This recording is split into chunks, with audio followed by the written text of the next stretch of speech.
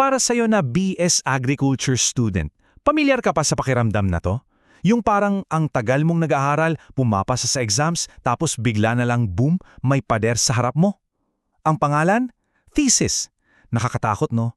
Parang biglang hinto ang lahat, parang ibang mundo. Pero kung ganyan ang nararamdaman mo ngayon, huminga ka ng malalim. Hindi ka nag-iisa.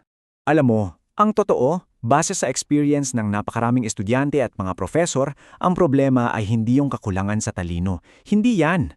Ang tunay na kalaban, yung kalituhan at yung takot.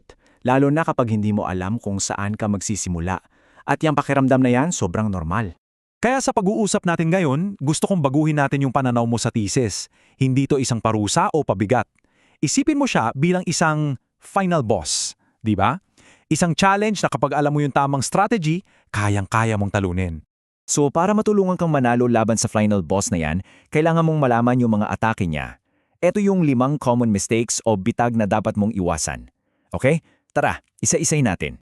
Unang-una, at ito siguro yung pinakamalaki sa lahat, yung pagkakamali ay wala pa sa papel, wala pa sa pagsusulat, nasa isip natin, nasa kung paano natin tinitingnan yung thesis bago pa man tayo mag-type ng kahit isang letra. Dalawa kasi yan eh. Pwede mong tingnan as a parusa. Isang requirement lang na kailangan lampasan para makagraduate. Isang source ng stress at puyat. Kapag ganyan ang tingin mo, naku, ang bigat-bigat niyan. O pwede mo siyang tingnan bilang isang pagkakataon. Isang training ground para sa real world, isang chance para mag-level up. So yun yung tip natin, i-adopt ang final boss mindset. Isipin mo, etong thesis na to, hindi lang to papel. Ito yung pruweba na kaya mong tapusin ang isang mahirap na bagay.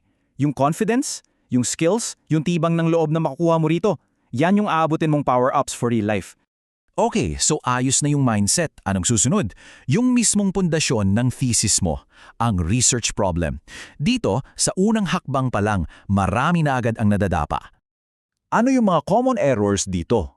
Number 1, yung problemang pinili mo, sobrang lawak. Paano mo tatapusin yan?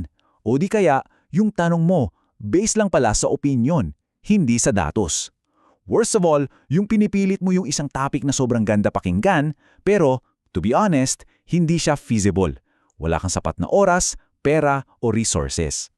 So, anong solusyon? Humanap ka ng isang problema na feasible.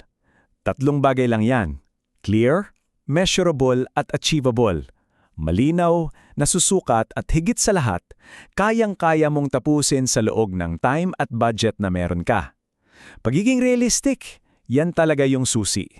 Okay, next level na tayo. Sa pagsusulat na mismo, pag-usapan natin yung introduction. Alam mo yung feeling na yung intro mo parang naging isang magulong bodega?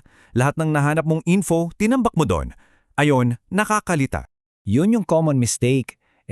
Yung basta mo na lang nilagay lahat ng related facts sa chapter 1 na walang direksyon, walang flow. Ang nangyayari, imbes na maging guide sa reader mo, nagiging harang pa siya, nawawala sila. Ang pinakamadaling paraan para ayusin to, isipin mo nagkukwento ka. Simple lang. Step 1, yung background.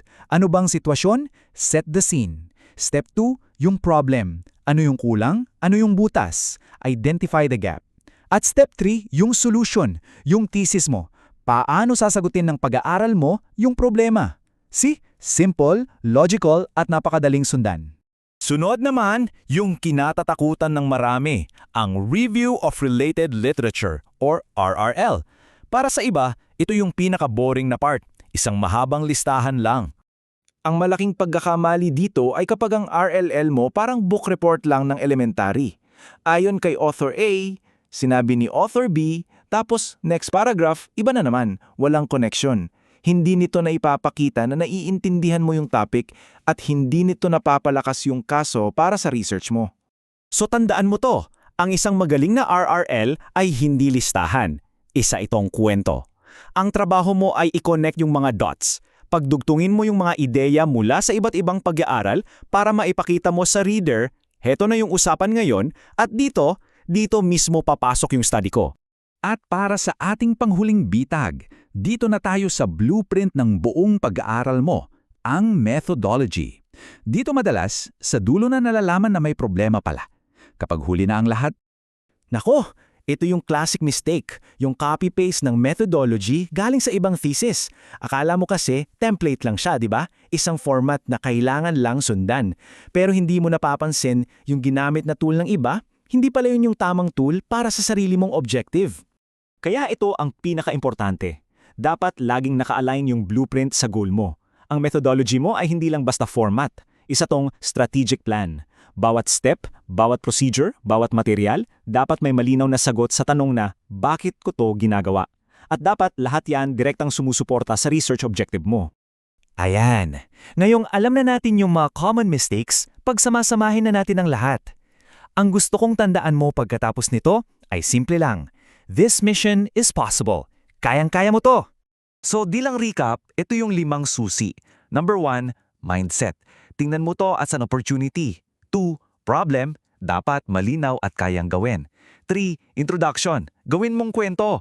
4, RRL, ikonekta mo yung mga tuldok, wag mong ilista lang. At 5, methodology, siguraduhin mong tugma ang blueprint sa goal mo. Hindi naman talaga mawawala yung hirap, di ba? Bahagi yan ng proseso. Pero hindi ibig sabihin na kailangan itong maging nakakatakot o nakakalito. Sa huli, ang mensahe ay simple lang at direkta. Kaya mo to. Lahat ng kailangan mo para talunin tong final boss nasa'yo na. Seryoso. Ang tanong na lang ngayon ay anong problema ang handa ka ng solusyonan? Diyan ka magsimula.